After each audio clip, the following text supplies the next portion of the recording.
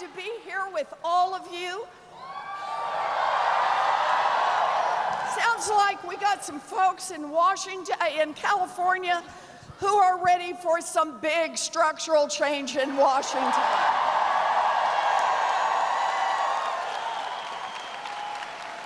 Now, as you all can see, for me, this is a family affair. You met Lavinia, you met Atticus. My other granddaughter, Octavia, is also here. My daughter, Amelia, my son-in-law, Sushil, and my son, Alex, the guy over in the blue shirt. So,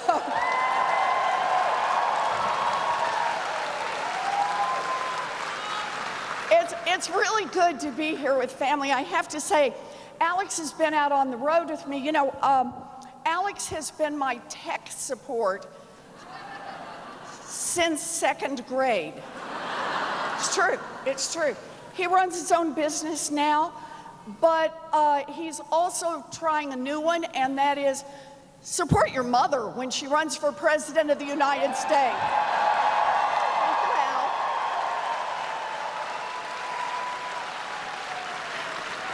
so I'm just so glad that all of you are here tonight.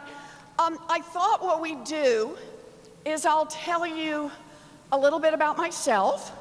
I'll tell you a little bit about why I'm in this fight, and we'll take some questions. I think Atticus has managed all the numbers now. We kind of figured it might take a while for people to make it to the mics.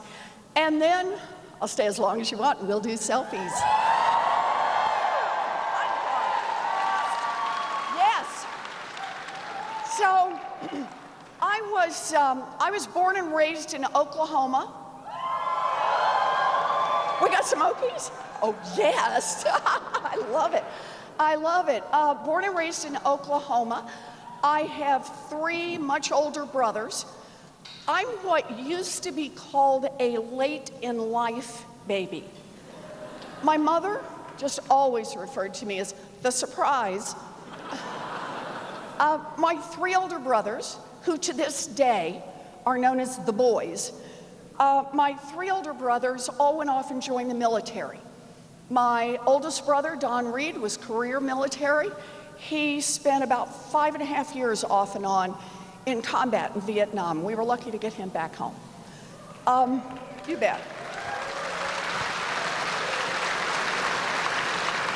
My brother, John, he was stationed overseas for a little over a year. And my brother, David, the youngest of the 3 boys, he trained as a combat medic. Now, that has given rise to a rule in our family, and that is never choke around David. He carries a sharpened pocket knife and is convinced to this day that he could perform an emergency tracheotomy. It makes for some very exciting moments during Thanksgiving. Anybody goes, and David's ready. But I love my brothers. I'm close to them. They've all moved back to Oklahoma now. And we talk on a regular basis. I get there as often as I can. When we were growing up, our daddy had a lot of different jobs. He sold paint, he sold fencing, he sold housewares. And then when I was in middle school, the boys were all gone by that point. So it was just my mama and my daddy and me. And my daddy had a massive heart attack. And for a long time, we thought we were going to lose him. Now, he pulled through, but he couldn't work. And it went on and on. I can still remember the day we lost our family station wagon. I remember how my mama used to tuck me into bed at night. She'd give me a kiss. She'd walk out of the room and close the door, and I always knew what was coming next. I'd hear her start to cry on the other side, because she never wanted to cry in front of me. And this is when I learned words like mortgage and foreclosure. And one morning, I walked into my folks' bedroom, and out on the bed was laid out the dress. Now, some of you in here will know the dress. It's the one that only comes out for weddings, funerals, and graduations. And there was my mother in her slip and her stocking feet, and she's looking down and she's pacing and she's crying. And she's saying, "We will not lose this house. We will not lose this house. We will not lose this house." And finally she looks up and she sees me in the doorway. I'm just a kid. And she looks at me and she looks at that dress and she looks back at me. She's 50 years old.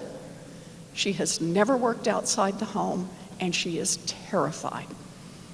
But she takes one more look at me, wipes her face, pulls that dress on, puts on her high heels, and walks to the Sears and gets a full-time minimum wage job.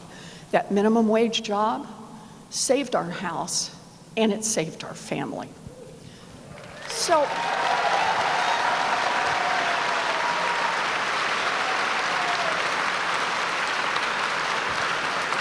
for many years, I thought of that as this is the main lesson my mama taught me. And that is, no matter how scared you are, no matter how hard it looks, when it comes down to it, you reach down deep, you find what you have to find, you pull it up, and you take care of the people you love. Yep.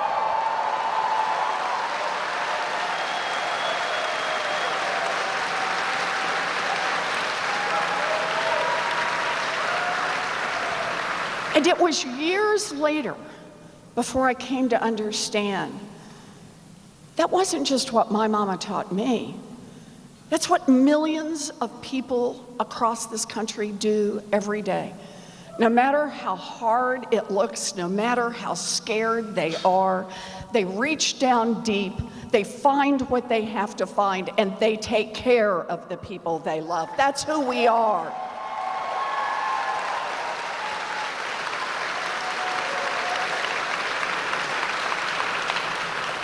But it was only years after that that I came to understand that that same story in my mother and daddy's bedroom is also a story about government.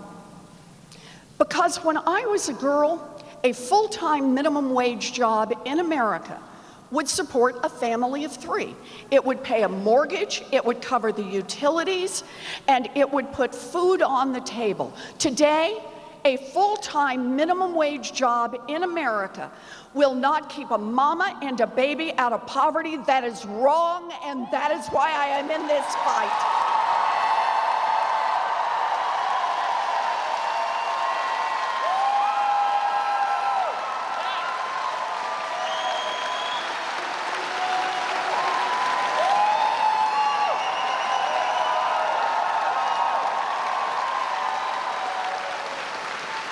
Understand this, that difference is not a difference that just happened over time.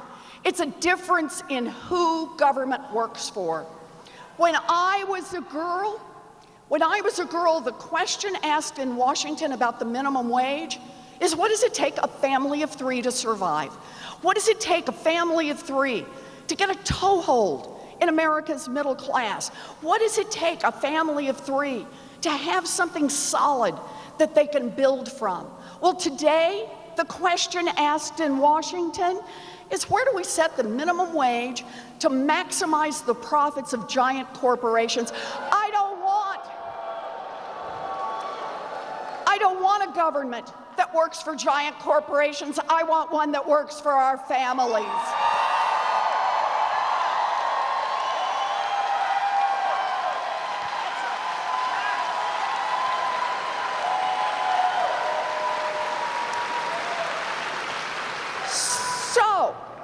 I love you too.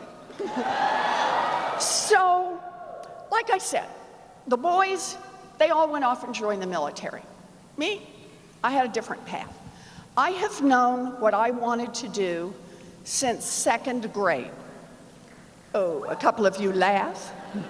You didn't decide until, what, 4th grade? Yeah. Okay, I get it. But I have. I've known what I wanted to do since 2nd grade, and I've never varied from it. I wanted to be a public school teacher. Can we hear it for America's public school teachers? Yes, come on. Yes. Oh, yes. Oh, I wanted to teach school, and I invested early. I used to line my dollies up and teach school. I did. I had a reputation for being tough but fair. It's what I wanted forever. But by the time I graduated from high school, we didn't have the money for a college application, much less to send me off to 4 years at a university. So, like a lot of Americans, I don't have a straight path story. I have a story that's got a lot of twists and turns in it. So here's how my story goes. I got a scholarship to college. Yay! Yeah! And then at 19, I fell in love, got married, dropped out of school, and got a job. Yay! Okay, a good life, one I picked, absolutely. But I thought the dream was gone. So by this time, we're living down in Houston, and then I found it. What was then a commuter college 45 minutes away that cost $50 a semester. Yep.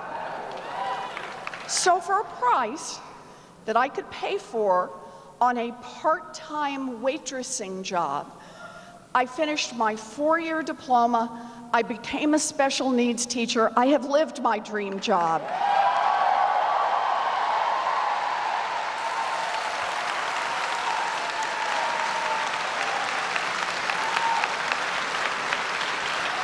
Oh, I loved that work. I still remember the faces. I had little ones, 4 to 6-year-olds. Do we have any special needs teachers in here? Whoa, we got one here. We got some over there. We got one here, over here. We got one. So, back me up on this. It is not a job, it is a calling. It is a calling from the heart. Exactly right. I love that work, and I will probably still be doing it, but my story's got another twist. Here's the twist. By the end of my first year in teaching, I was visibly pregnant. And the principal did what principals did in those days. Wished me luck and hired someone else for the job. Yeah. So, there I was. I'm at home with a baby, Amelia, who's over there talking to people and not listening to her mother. Been that way for a long time. So I'm home, I got a baby, I can't get a job. What am I gonna do? I'll go to law school.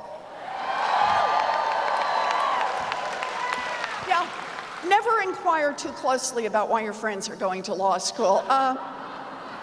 So, baby on hip, I head off to a public law school. By this time, we're living in New Jersey. $450 a semester. 3 years in law school, and I graduate visibly pregnant. You will discover a pattern to these stories. And that turns out to be Alex, who was good enough to wait until after graduation to be born. Thank you, son. So, there I am, I got 2 little ones. I take the bar, pass the bar, and practice law for 45 minutes. And then went back to my first love, which is teaching. I traded little ones for big ones and have spent most of my grown-up life teaching in law school. So,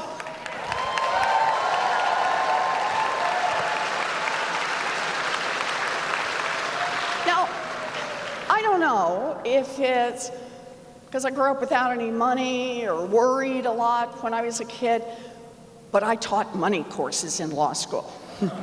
If it was about money, I learned it and then I taught it. So I taught contract law and commercial law and secured transactions, all of the Uniform Commercial Code, payment systems, corporate finance, debtor-creditor law, bankruptcy, law and economics, taught it all.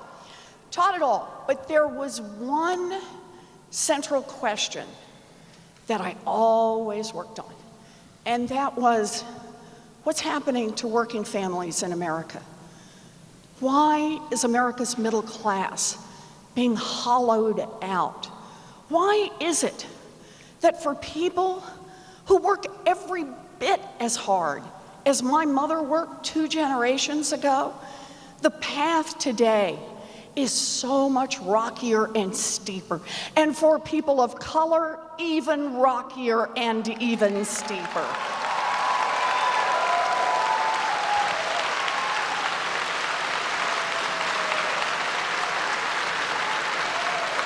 Why? And the answer is like the answer around minimum wage. It's about who the government in Washington works for. So think of it this way. We have a government that works fabulously, wonderfully for giant drug companies, just not for people trying to get a prescription filled, right? A government that works wonderfully, terrifically for people who want to invest in private pension centers, just not for the people whose lives are torn apart by those institutions.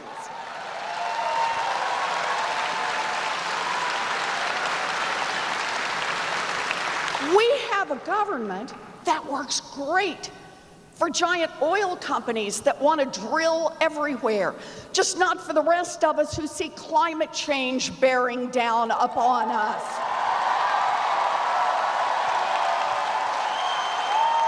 Yep.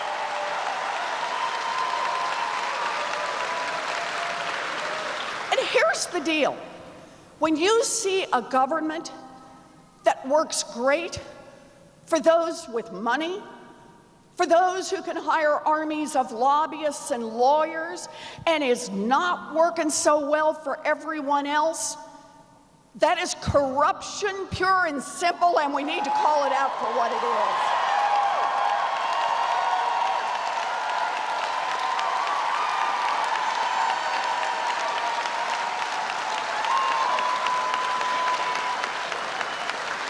Corruption, corruption.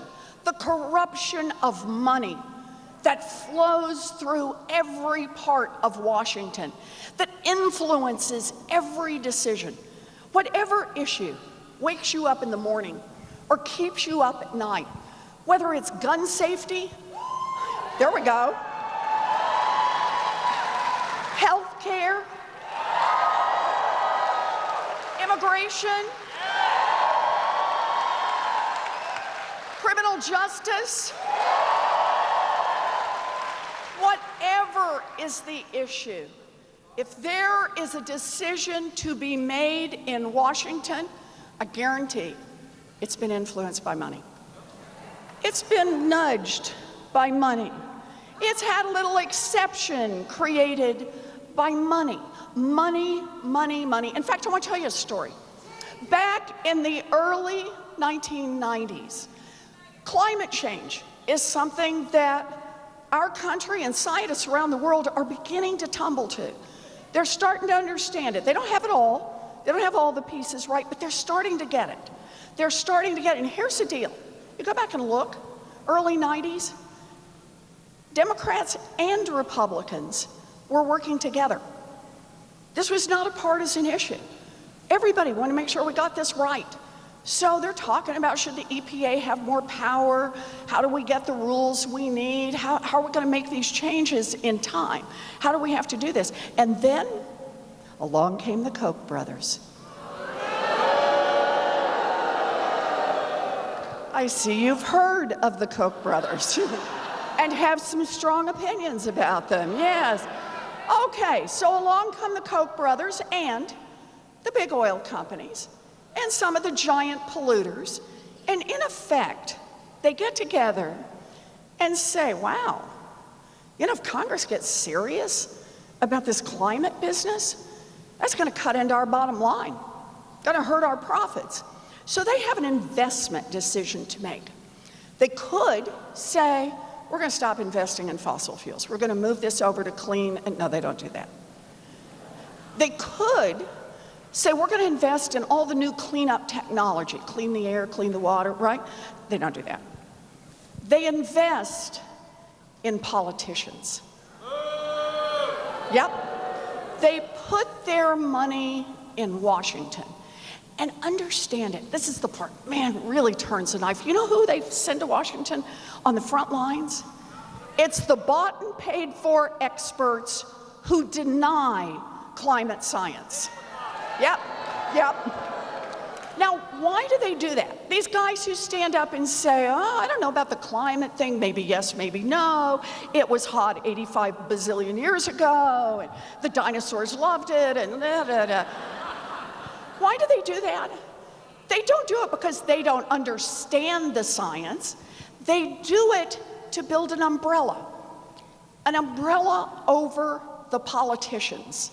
So politicians can keep taking money from the Koch brothers, can keep taking money from the oil industry, can keep taking money from the big polluters and say, gee, I really don't know. You want to understand the climate crisis we face today? It's 25 years of corruption in Washington that brought us here.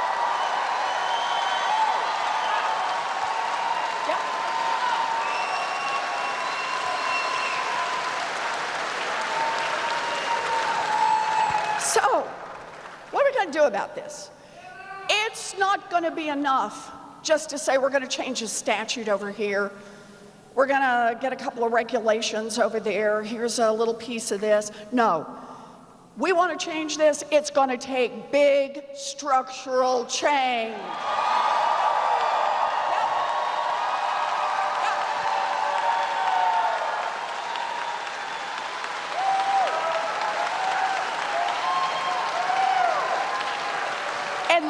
Tell you where big structural change starts. We're going to attack the corruption head on. Head on. Call it out. We got to be willing to go on offense. Enough of this doing defense. Yeah. Now, here's the good news. I have the biggest anti-corruption plan since Watergate.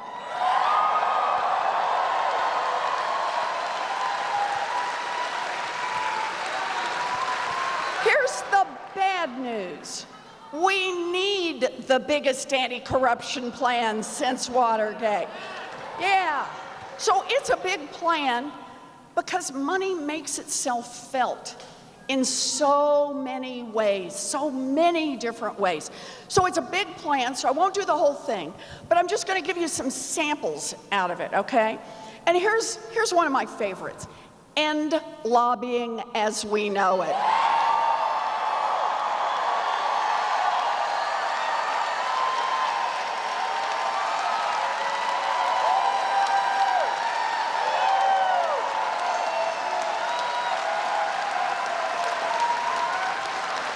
I got another.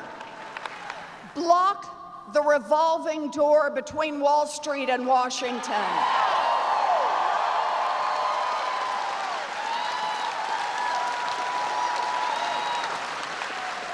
Here's one you might not have thought about, but it matters.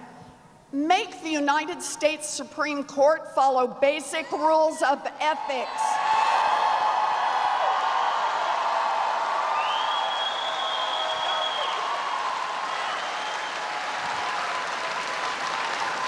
Okay, I truly could do these all night long.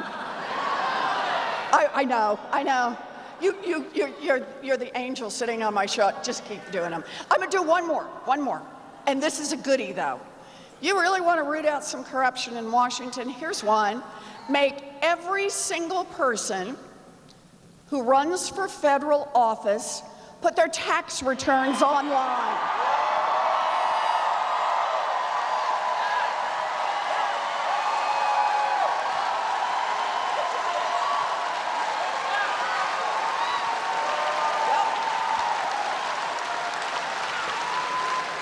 Okay, that's step one.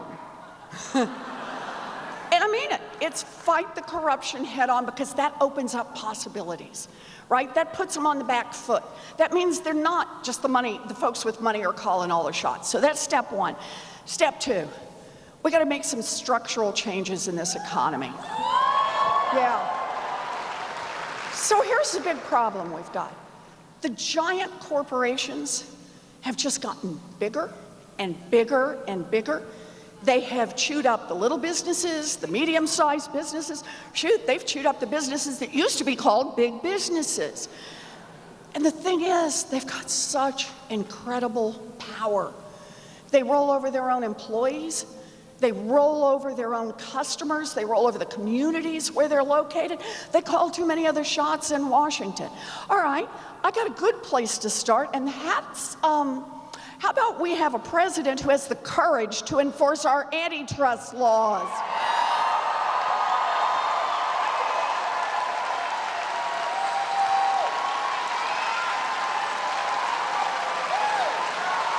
Yeah.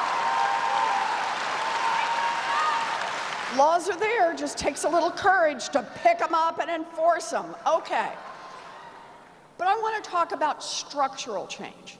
Because structural change is how you get change over time. And what that means in this case, we got to have somebody who pushes back against the big corporations.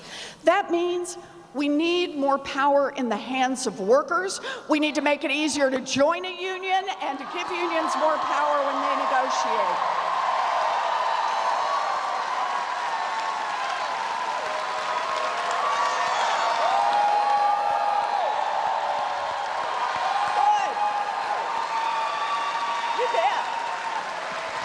Unions built America's middle class. Unions will rebuild America's middle class. Just give them a chance. So that's one way to get some structural change in this economy. Let's talk about a second way. It's time for a wealth tax in America.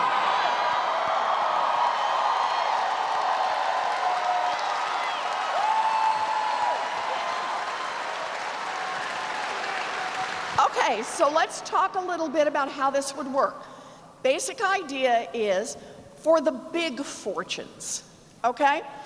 Anyone who's got more than $50 million in accumulated assets, your first $50 million is free and clear. I see some of you saying, oh, sure. But your 50 millionth and first dollar, you got to pitch in 2 cents.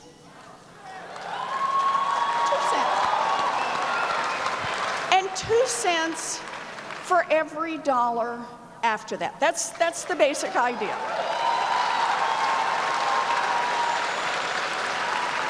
Just so you know, here in America, that would be the top 0.1% of the great fortunes in this country, okay?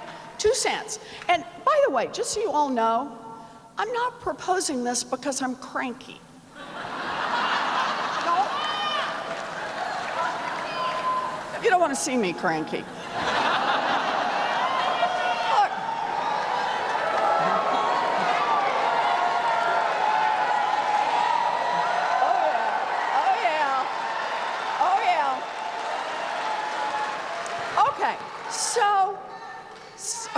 There we go. So here's the deal.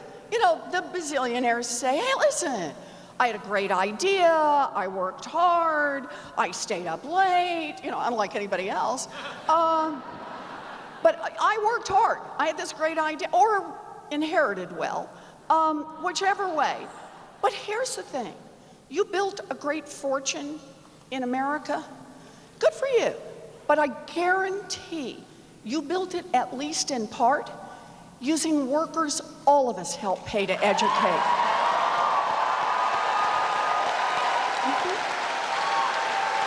Yeah.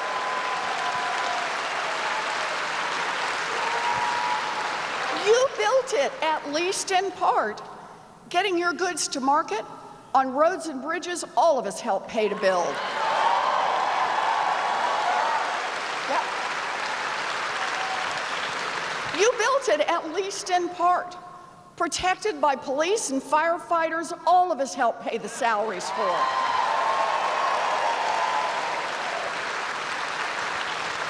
And we're glad to do it. We're happy to do it. We understand in America making these investments gives lots of people a chance. All we're saying is, when you make it to the top of the top, the top of the top of the top, 0.1%, pitch in 2 cents so everybody else gets a chance to make it in America. 2 cents. 2 cents. 2 cents. 2 cents. I'm ready. 2 cents. 2 cents. Oh, yes. So what can we do with 2 cents? You ready? Oh, what can we do with 2 cents? And the answer, we can do universal child care for every baby in this country aged 0 to 5. All of them. All of them.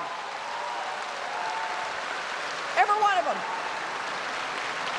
Plus, universal pre-K for every 3-year-old and 4-year-old in this country.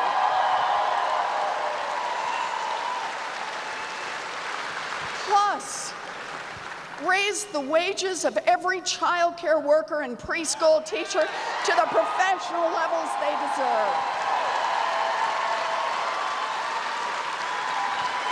Yep.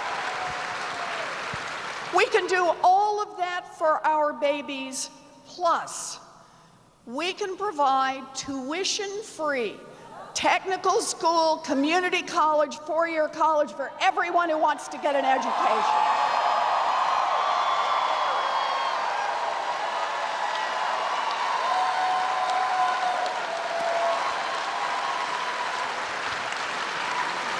Plus, I'm not through yet.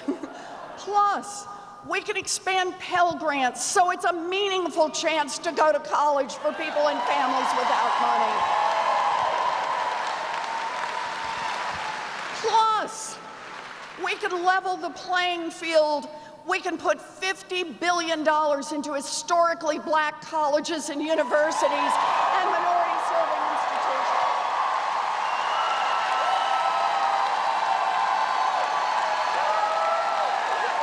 We can do this.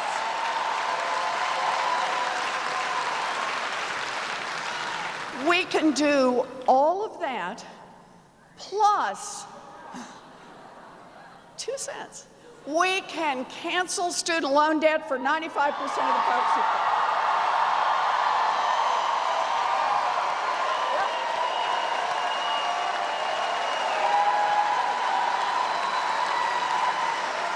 Think about that.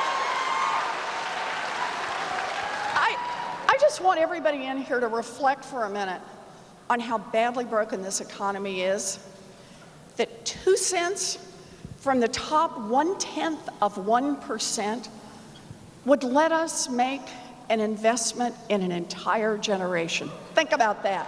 Think about that. So, okay, so that's part 2. Part 1, attack the corruption head on. Part 2, make a couple of structural changes in this economy. Part 3, protect our democracy.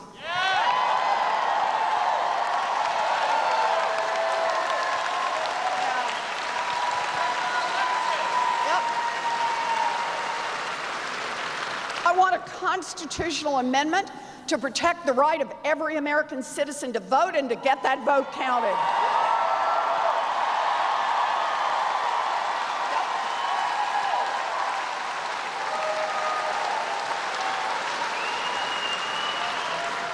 I got a plan to make voting as secure as Fort Knox, no more open to Russian hacking, North Korean hacking, or any other kind of hacking.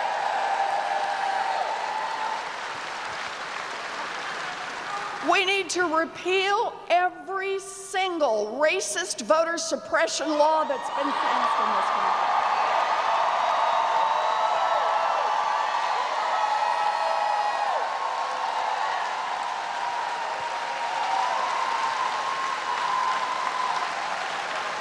Get rid of political gerrymandering.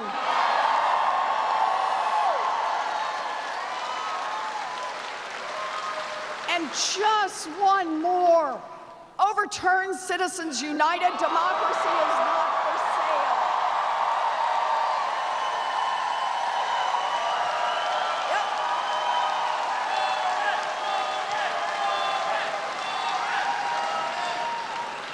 Just 3 things.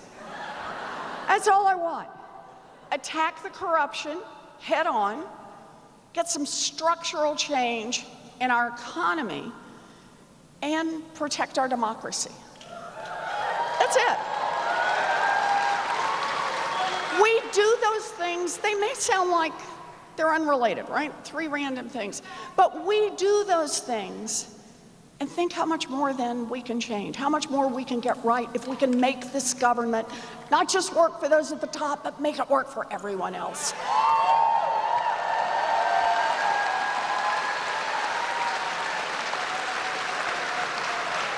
For me, this is what pulled me into this race. Not in a million years did I think I'd run for any public office, much less to be standing here. But I'll tell you this, it's about opportunity.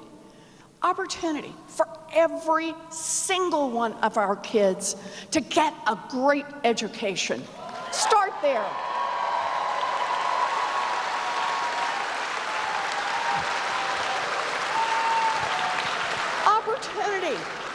Opportunity for all of our kids to get a good job, to start your own business, maybe to buy a home, to opportunity to be able to marry the person you love and build the family you want to build.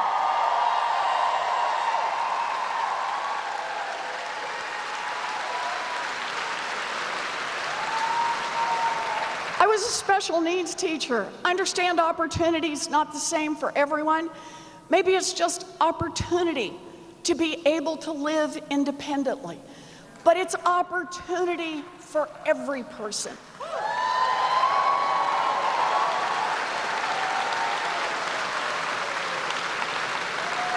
I tell you why this one matters so much to me. My daddy, he ended up as a janitor, but his baby daughter, I got opportunity. Opportunity to be a public school teacher, opportunity to be a college professor, opportunity to be a United States Senator, and opportunity to be a candidate for President of the United States of America. Dream big. Fight hard. Let's win.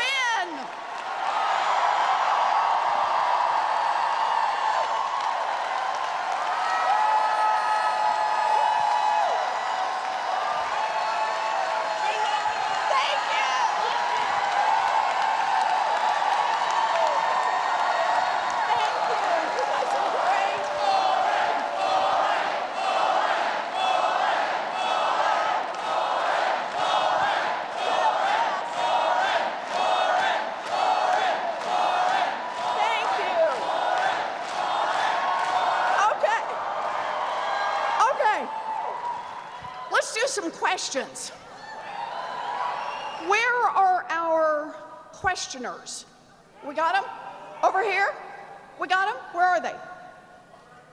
One right here? We got them? Mics? We're gonna get there, just a sec. This is, you can always tell. Where? We got it? Sorry, he has to take us in the face. We'll do this.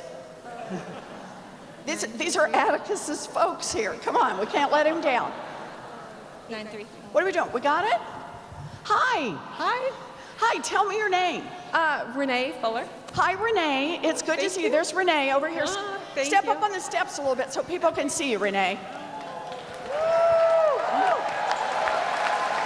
Okay. Yeah, well, I feel like Barack Obama got hosed on his Supreme Court pick.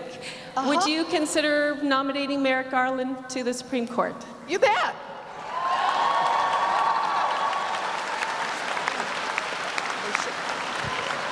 So let me use that because that one's easy, right? Merrick Garland is terrific. I want to make 2 quick points if I can. The first one is about the importance of our judiciary, and that when we think about the ways that the Republicans for decades now have been attacking the underpinnings of democracy, a big part has been around voter suppression. Think about that. A major political party in America plans to stay in power by keeping American citizens from voting. But the other part has been about the capture of our courts. It has been about courts that advance an extremist right-wing agenda, and courts, this is the key, always under the radar screen, that just keep tilting more pro-corporate, more pro-corporate, and more pro-corporate. As Democrats, we got to be willing to get out there and fight for a court that is fair and independent, and we're going to do it. So thank you for the question. Thank you.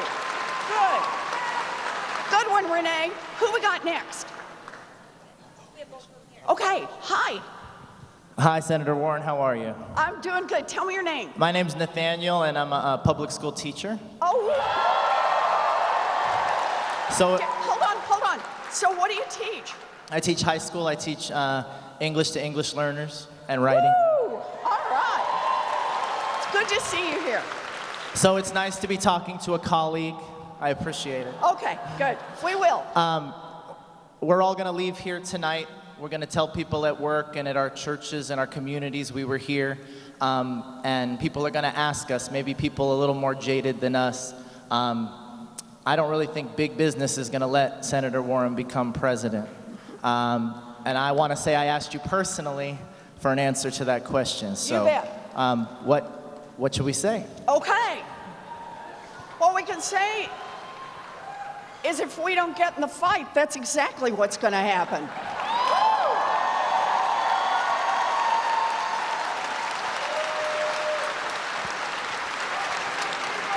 I think this really goes to the heart of the moment, and I'm very glad you asked it.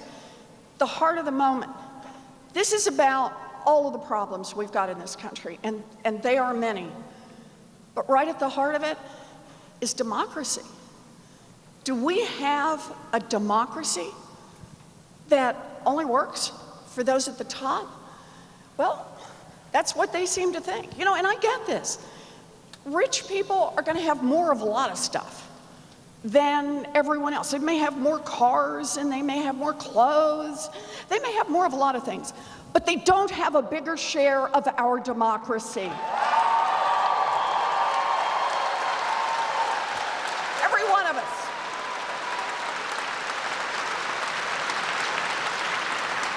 So here's the deal.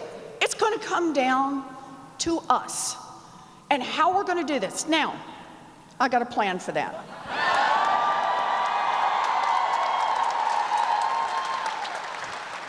And here's how it goes. When I first made the decision to run for president, boy, I knew exactly what I would be fighting for. No doubt, didn't need anybody to tell me about it. That was part one. But the second part was I knew exactly how I would be fighting. I made the decision from the beginning that I was going to build a grassroots movement.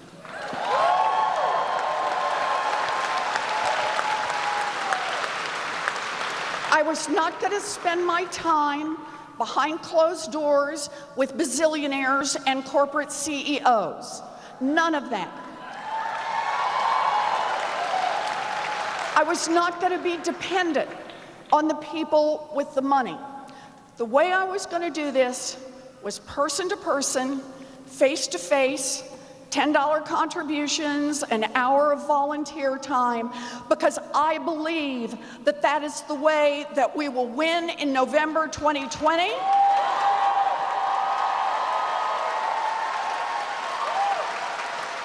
And that we will start to make big structural change in January 2021.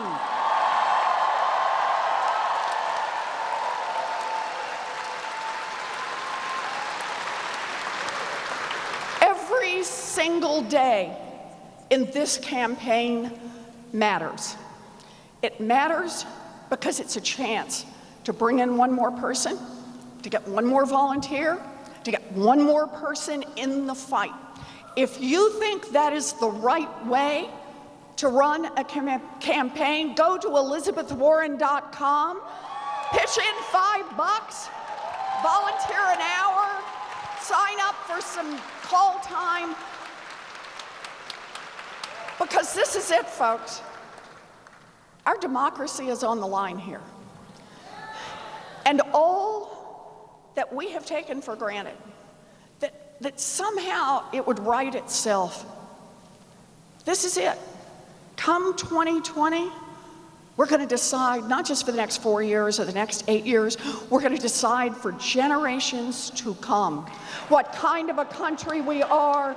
I am in this fight to strengthen our democracy, to make this government work for the people. Be part of this.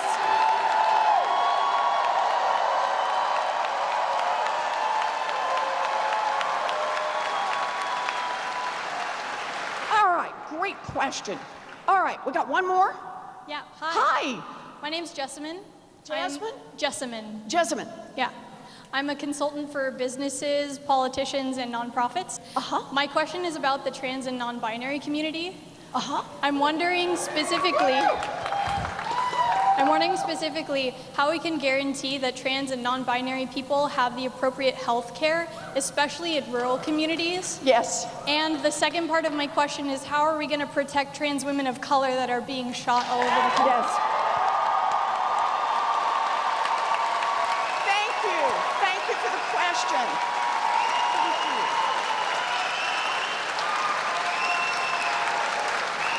So I'm going to do this. I want to do both parts. Let me do the second part first. Just yesterday, I put out another plan.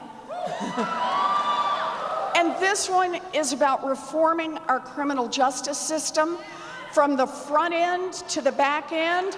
And an important part of that is making sure that those who are sworn to protect us are there to protect us, and that trans women, and particularly trans women of color, are fully protected everywhere in America. It's a part of that. So take a look.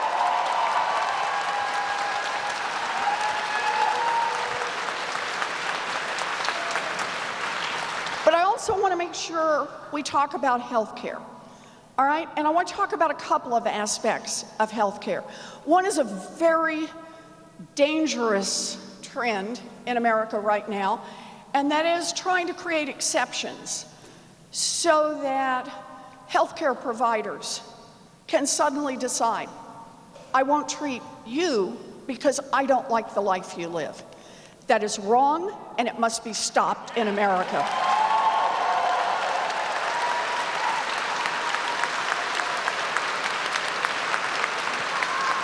Right now, this administration is in court trying to defend the proposition that sexual identity, you can discriminate against people, you can fire people, you can fail to treat them in health care because of their identity. And the answer is no. A Warren administration will enforce our laws and make sure they cover everyone.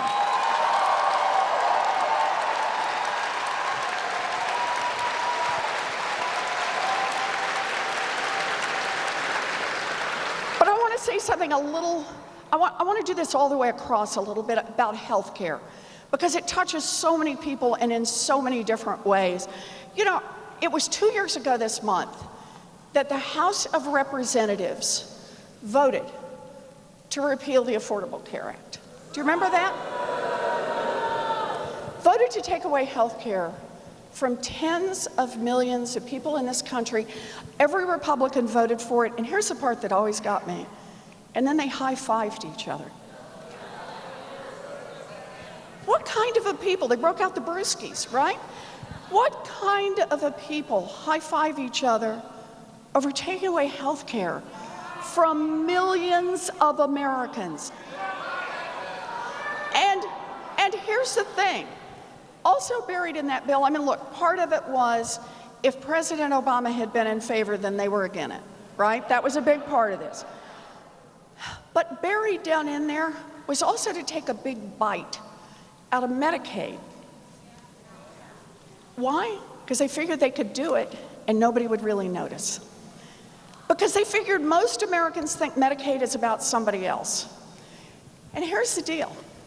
Medicaid, 2 out of every 3 seniors in a nursing home are counting on Medicaid to pay the bills. Yep. Anybody in here have a friend, a beloved family member who has mental health issues? If they are able to get medical treatment, it's most likely paid for by Medicaid. Trans people, most likely to need Medicaid. People have addiction issues. Anybody in here know someone with addiction issues? It's Medicaid. And here's the deal. Anybody in here know somebody who had the baby that ran in the first couple of weeks? Yeah. Even if the parents had the best insurance in America, it's Medicaid that provides the special breathing equipment, the special feeding equipment, the occupational therapist, the speech therapist, the physical therapist, so that baby has a chance. So here's how I see this in America. We don't know whose grandma is going to outlive her savings. We don't know whose beloved friend is going to need access to health care and can't pay for it. We don't know whose beloved niece is going to give birth to the baby that runs up $1 million in medical bills. But here's what we do know. We're all going to pitch in some money today so that if it happens to your family, or to your family, or to your family, the rest of us are all going to be there for you. That's the best in America. That is the best in America.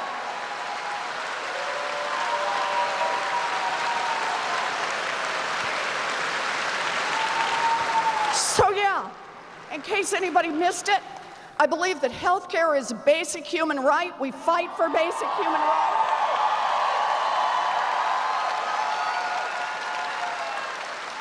I'll fight for Medicare for all so everybody gets covered.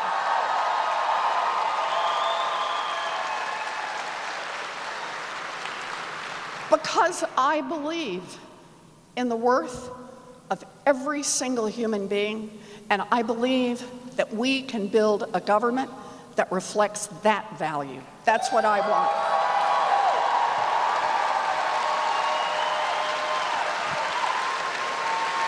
So,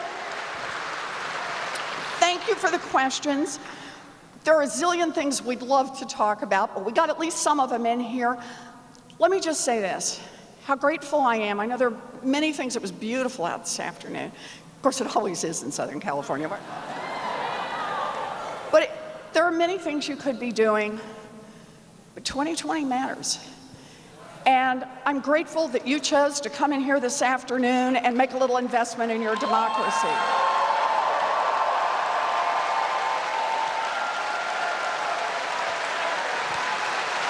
Like that. I know I've been teased a lot for having a lot of plans. I get it, I get it. You know, my view on this, if you actually want to get something done, you ought to have a plan for it.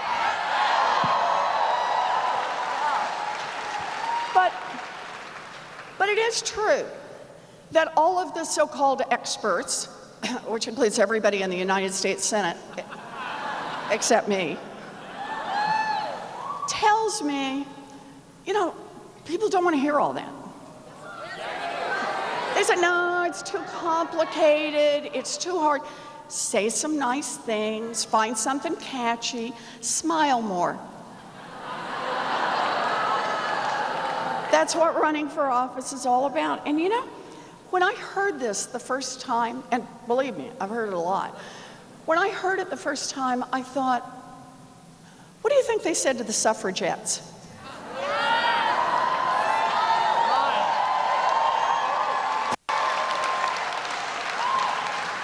Too hard, quit now. What did they say to the early union organizers? Too hard, quit now, right? What did they say to the foot soldiers in the civil rights movement? Too hard, quit now. What did they say to the LGBTQ activists? Too hard, quit now. But they didn't quit.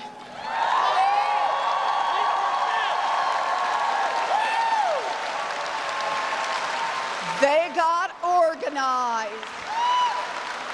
They built a grassroots movement, and they changed the course of American history.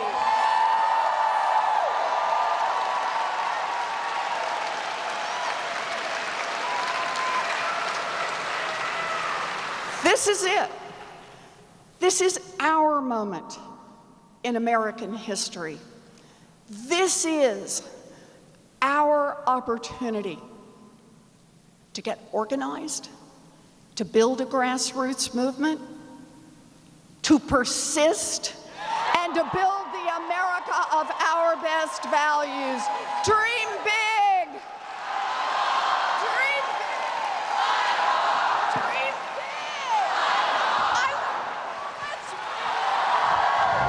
big! Let's